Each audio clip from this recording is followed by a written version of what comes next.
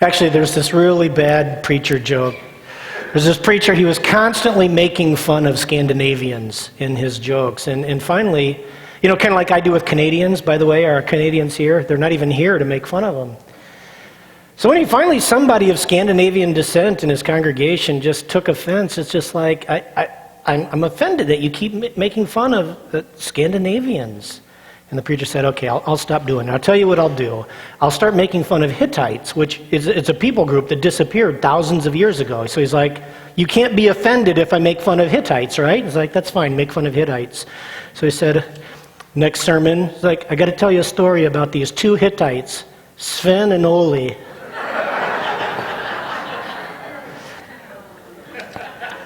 Bad, yeah, okay, never mind.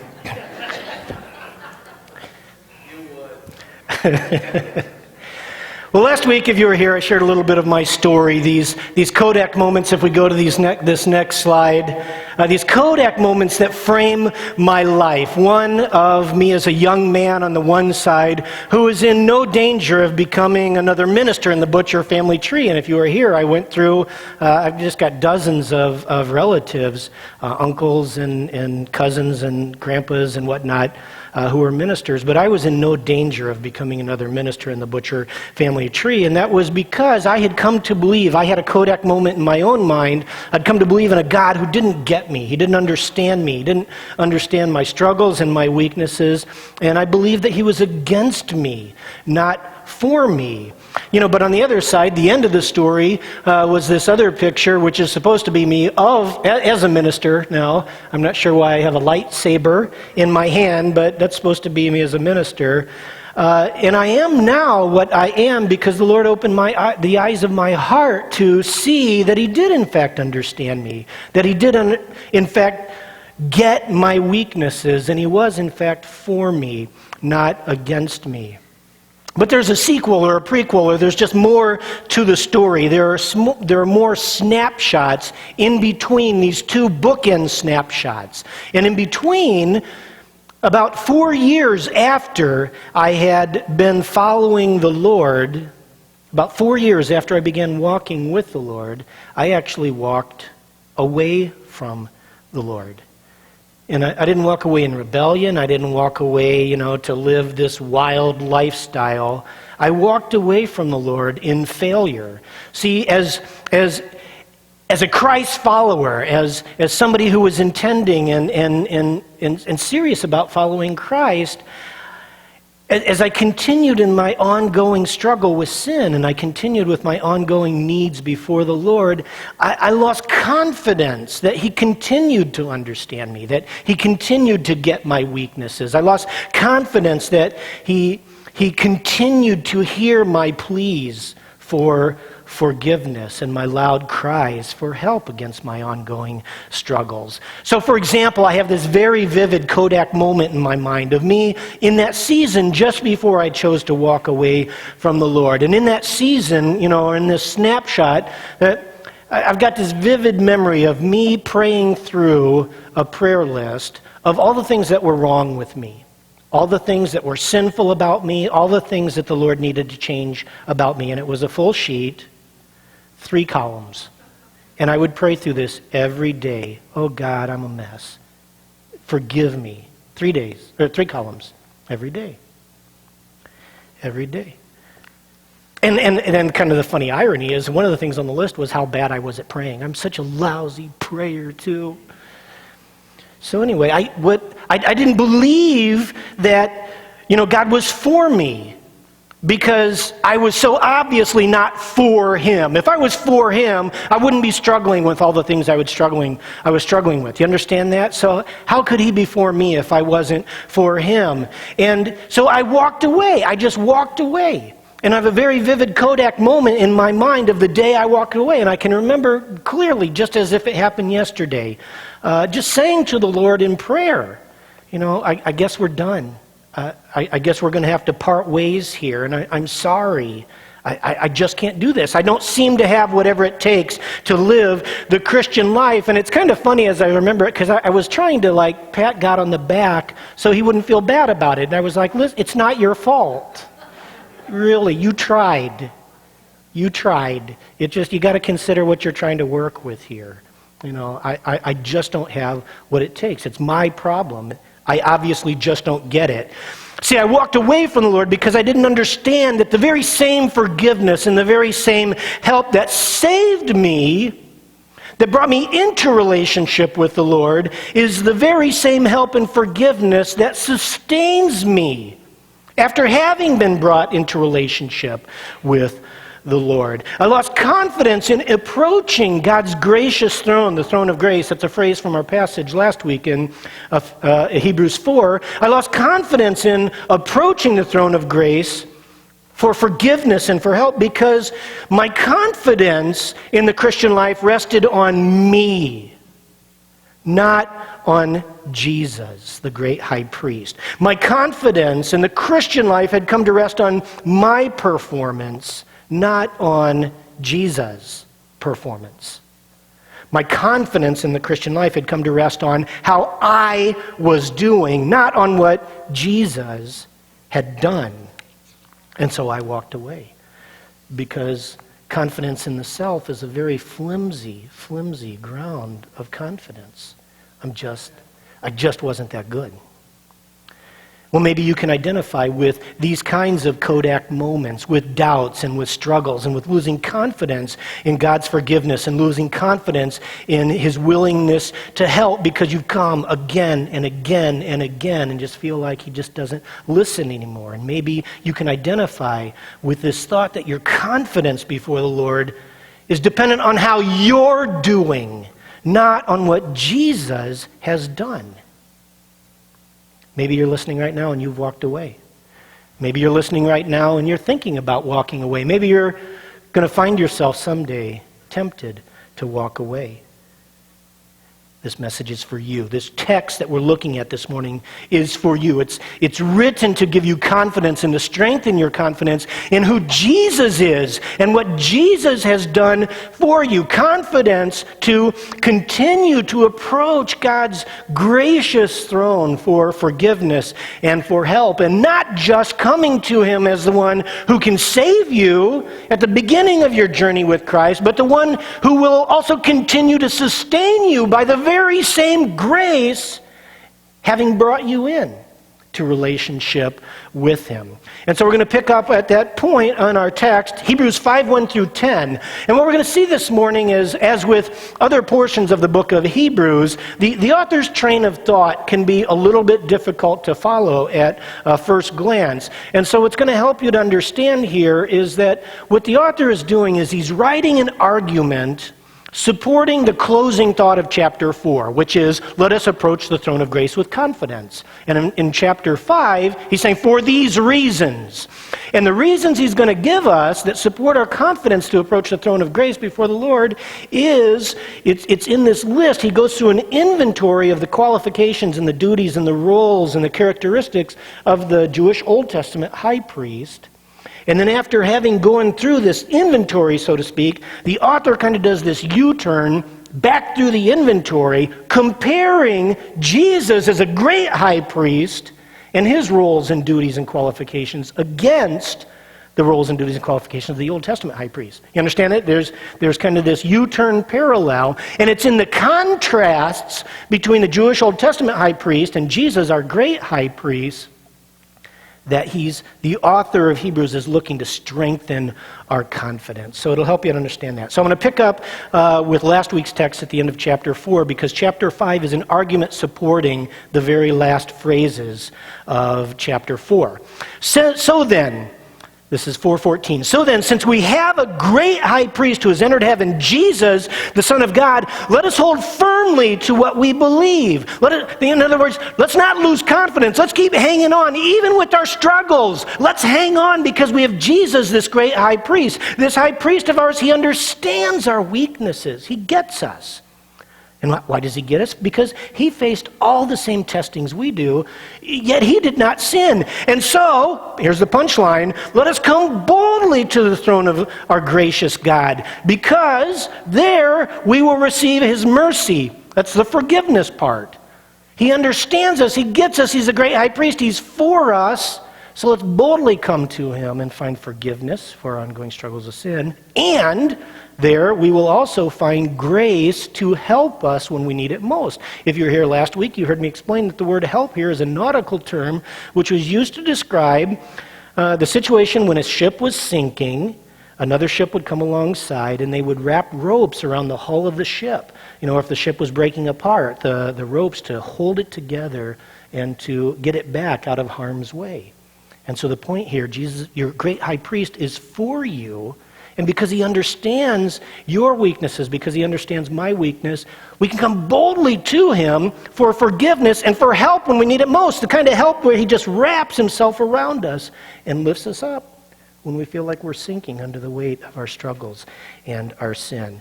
All right, so why do we come boldly to the throne of our gracious God? Well, here's the argument. Here are the reasons why we can do this. Now in chapter 5, because, and the word because is actually there in the original, because every high priest is a man chosen to represent other people in their dealings with God. He presents their gifts to God and offers sacrifices for their sins. And so he's describing the role of the Old Testament high priest, and now the characteristics or the character of the Old Testament high priest. And he is able to deal gently with ignorant and wayward people because he himself is subject to the same weaknesses. And that is why he must offer sacrifices for his own sins as well as theirs, the sins of the other people. So that's the character of the high priest. Now in verse 4, and no one can become a high priest simply because he wants such an honor. Meaning it's saying, you don't decide when you're a little kid, I think I want to be a high priest when I grow up. You know, it doesn't work like that. It's not an occupation choice. It says, no, he's chosen by God. Or, I'm sorry, I'm in the wrong place. And no one can become a high priest simply because he wants such an honor. He must be called by God for this work, just as Aaron was. And so there's the calling of the high priest. And now in verse 5, this is where the author of Hebrews is going to do a U-turn back through this inventory, and he's going to parallel and contrast Jesus' qualifications and Jesus' calling and Jesus' responsibilities as high priest over and against the Old Testament high priest. Okay? That's what's happening right now. So verse 5, so that, meaning no one decides on their own to become the high priest. So that is why Christ did not honor himself by assuming he could become high priest. Not even Jesus said, hey, I think I'll be a high priest. You okay with that, God? Not even Jesus did that. Said, no, he was chosen by God, who said to him, you are my son. Today I have become your father. In another passage, God said to him, you are a priest forever in the order of Melchizedek. And so there's the calling of Jesus as a high priest. We're going to talk about this Melchizedek business in a couple chapters. Verse 7, but while Jesus was here on earth, he offered prayers and pleadings with a loud cry and tears to the one who could rescue him from death. And God heard his prayers. And God heard his prayers because of his deep reverence for God. And so here's the role of Jesus. The role, the duties, the responsibilities, so to speak, of Jesus as a high priest. And so even though Jesus was God's son, he learned obedience from the things he suffered. And in this way, God qualified him as a perfect high priest. And he became the source of eternal salvation for all those who obey him. And God designated him to be a high priest in the order of Melchizedek. And so in this verse, in this U-turn, Hebrews has set up for us three parallel points of contrast between the Old Testament high priest and Jesus as our great high priest. And it's in these 3 points of contrast that the book of Hebrews is seeking to breathe confidence into us in our relationship with the Lord. Confidence in approaching the throne of grace continually, not just for salvation, but for sustenance in our relationship with the Lord, for help, for forgiveness. I decided this morning, just before first service, that I'm not going to preach all 3 points this morning. I'm just going to preach the first point. All right, so we're going to just talk on one point. It'll make the sermon shorter. Are you okay with that? I thought you might be. All right, so just 1 point. 1 point sermon this morning. And this is the point. Jesus is passionately for you. He's passionately for you. He's not just for you, but he's passionately for you. And you can boldly approach the throne of grace because he's passionately for you. All right, let's see where that comes from. This truth is the truth that's highlighted in this parallel contrast between the manner in which the Old Testament high priest conducts his roles and responsibilities, as we see in verse 1 of chapter 5, and the paralleling contrast between the manner in which Jesus fulfills his duties and responsibilities as the great high priest in verse 7. So we've got a slide where these verses are paralleled here. So verse 1, every high priest is a man chosen to represent other people, a man chosen to represent other people in their dealings with God. And he presents their gifts to God and offers sacrifices for their sins. And so the tone of the report here about the roles, the duties of the high priest, it's very... The report is just simply giving us the details. It's reporting somebody who dutifully carries out their perfunctory duties, their routine, going through the motions kind of duties of offering two things, both gifts and sacrifices on behalf of sinners. Okay? This is the point, and I'll explain this more. The author of Hebrews is just reporting this is the duty of the high priest. All right, now in verse 7, we see the parallel contrast with, now here's the duty of Jesus.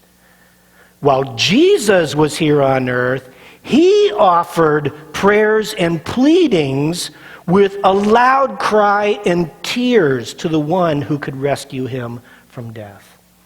All right. Now there's a very clear parallelism that's kind of washed out. It's a little bit lost in our English translations. But the original language of these verses, it's very similar. One, in the way that they're structured, and two, in some very precise language that's used in verse 1 and then mirrored in verse 7. So, for instance, verse 1 talks about the high priest is a man chosen to represent other people. In other words, a human being who is chosen as a representative of mankind. And verse 7 parallels that exact same kind of language when it literally says, the English washes it out, but it literally says, but Jesus, while he was in the flesh. So there's a high priest who is a man, a human being chosen to represent mankind, and Jesus, when he was in the flesh, is chosen to represent the human race. And so it's incarnational theology that's being talked about here in this contrast. But the point is, I'm just trying to see that there's a parallel. There's a very intentional, deliberate parallel between verse 1 and 7. Right? But we're going to keep going from there. There's also a very precise parallel in the words that are used in verse 1. When it says, every high priest is a man chosen to represent other people in their dealings with God, he presents and offers. Those two verbs, it's only one verb, and it translates both. He offers both gifts and sacrifices. He offers both gifts and sacrifices. And then when verse 7 talks about, now while Jesus was here on earth, a human representing humanity, he offered both prayers and pleadings. It's the exact same phrase. All right, and so I know this is getting a little bit academic, but the point is there is just this very clear parallel in the structure in the language of 1 and 7 that's showing us that the author is intending to say, okay, this is what the Old Testament high priest is like, but let me show you what Jesus is like. He offered both prayers. Going back to verse 1, the high priest offered both gifts and sacrifices. He offered gifts and sacrifices. But Jesus offered prayers and pleadings with a loud cry and tears. All right? The emphasis is on the passion of Jesus. He is passionately for us. He's not perfunctorily, or whatever the word would be. He's not just going through the motions of, okay, this is my job, offer prayers offer sacrifices and offerings. Do you see the passion here? That's the point of the contrast Jesus, here's the take home for you. Jesus is passionately pulling for you with prayers and pleadings, with loud cries and tears. And so we can have confidence to approach the throne of grace with our ongoing need for forgiveness. We can have confidence to approach the throne of grace for our ongoing need for help, not because Jesus is saying, oh, it's my duty, I guess, if I have to. But he's passionately pulling for us with prayers and pleadings with loud tears. Okay, you get the point. He's passionately pulling for us. All right, now let's address a couple objections right now. Some of you may be noticing this phrase at the very end of verse 7. He offered prayers and pleadings with a loud cry and tears to the one who could rescue him from death. All right? To the one who could rescue him from death. It would seem that Jesus isn't really here passionately pulling to help us. It seems like it means he's passionately pulling to save his own tail, right? Do you see that? Doesn't it sound like that? Yes, it does. Okay, it does. He prayed passionately to the one who could rescue him from death. Now, I want to tell you that interpretation, that understanding of verse 7 cannot make sense. It cannot be what verse 7 means. I'm going to give you two reasons why that can't be what verse 7 means. First reason, because Jesus himself tells us in the Gospels, in places like Mark 10:45, that the whole reason he came was to give his life as a ransom for many people. Right? The whole reason Jesus came was to give his life. So why would it make sense for the author of Hebrews to say that Jesus was passionately trying to get out of the whole reason he came? It doesn't make any sense. Jesus' whole life was a determined journey to the cross where he would die. And so it doesn't make sense that the author of Hebrews is meaning to imply here that Jesus was trying to passionately get out of his life mission. It can't be what verse 7 means. Here's a second reason. Verse 7 goes on.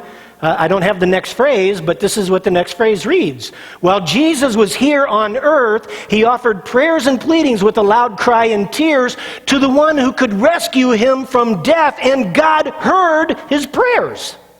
And the word heard means God answered his prayers. It wasn't that God just listened to him. God answered his prayers. And so it doesn't make sense if we interpret verse 7 to mean that Jesus was passionately praying to save his own tail, and then for the author of Hebrews to say, and God answered his prayer. Because it makes no sense, because God did not answer the prayer to be rescued from death, right?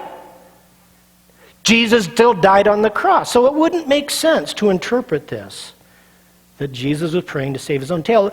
Jesus' passionate prayer was not that he would escape death. Jesus' passionate prayer was that he would beat death. He offered prayers and pleadings with a loud cry and tears to the one who could literally, the word here is rescue him or deliver him or save him through death.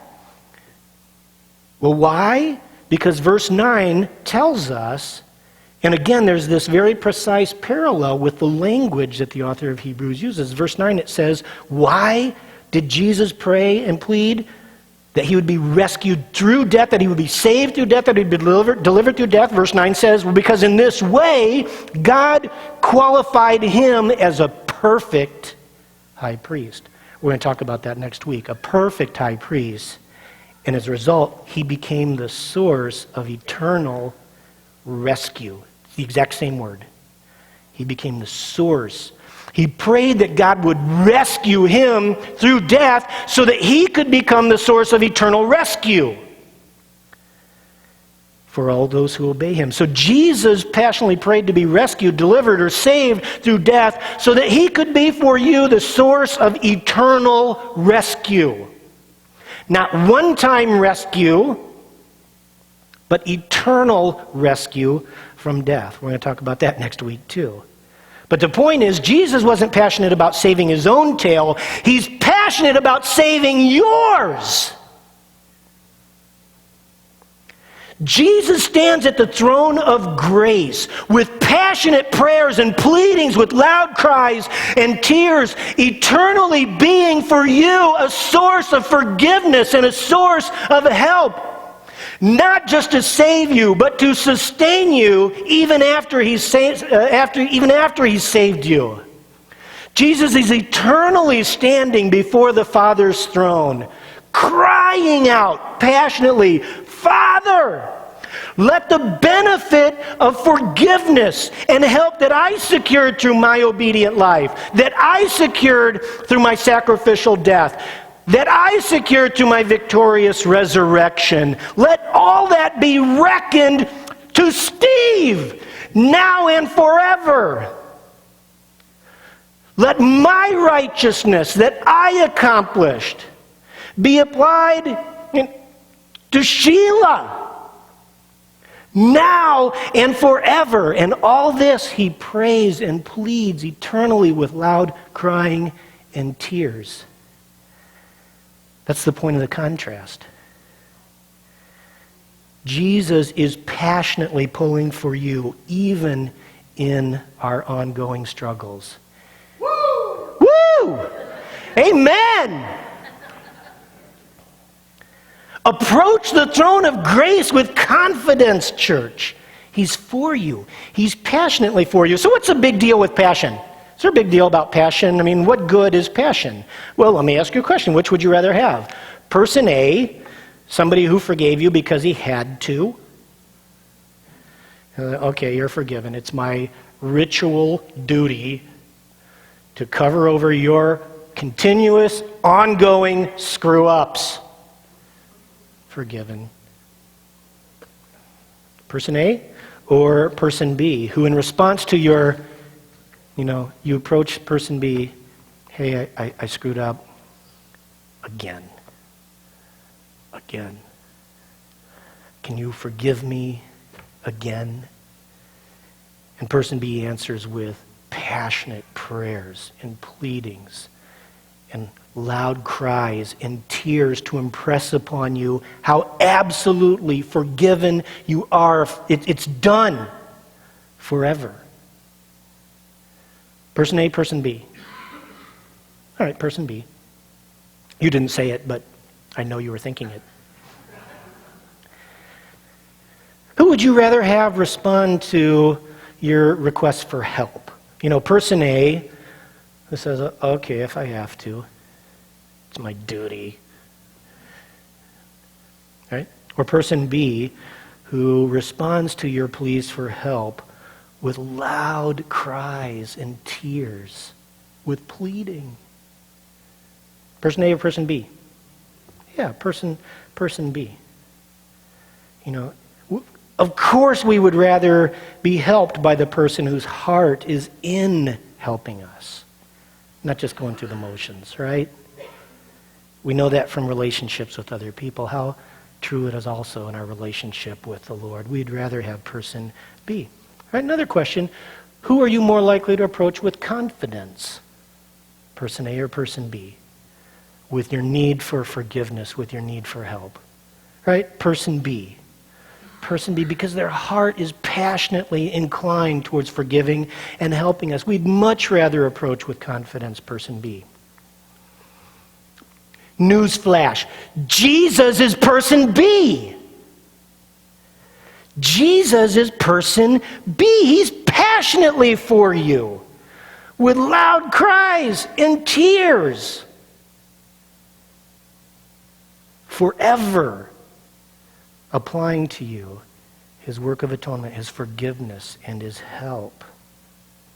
So approach the throne of grace with confidence because he's passionately for you. All right, one more point here, just in case you're not convinced that Jesus' passion is the point of this text. Or maybe you're not convinced that passion really is a big deal. Listen to this. This is pretty cool. In the background of the writing of the book of Hebrews, there were these traveling religious teachers known as rabbis, and they had all sorts of brilliant sayings about, the way things worked religiously, right? Right. So there was in the background of Hebrews chapter 5 a rabbinic saying, a proverb about how spirituality worked. Listen to this and see if this sounds familiar. The rabbis taught, now there are 3 kinds of prayers, each loftier than the preceding. Prayer, crying and tears. Prayer is made in silence, crying with raised voice, but tears overcome all things. There is no door through which tears do not pass. Is that interesting? Does it sound familiar? What did the writer of Hebrews say? It says Jesus pulls for us with prayers and pleadings, with a loud cry and tears. And there's no door through which tears do not pass, so taught the rabbis. And so that's why in the very next line, the writer of Hebrews then goes on to say, well, and God heard his prayers. Because, right? There are no doors through which tears do not pass. Jesus is a praying, pleading, crying, tearing high priest. For you. For you. He's passionately for you. And so, church, come boldly to his throne of grace, because he's for you. You know, some of you here may lack confidence before the throne of God. You may lack confidence in your relationship with God. Some of you may doubt that he's for you. And it may be that for some, your lack of confidence and your doubt is a result that, like me, your confidence has been based in your performance. You've come to believe that forgiveness, the forgiveness that's doled out from the throne of grace, is measured out by your performance. That was a good job. You did pretty good. A little bit of forgiveness for you. All right? You've maybe come to believe that the help for you that is doled out from the throne of grace is measured out by your performance. No help for you. You know, the help Nazi. No help for you. You did badly.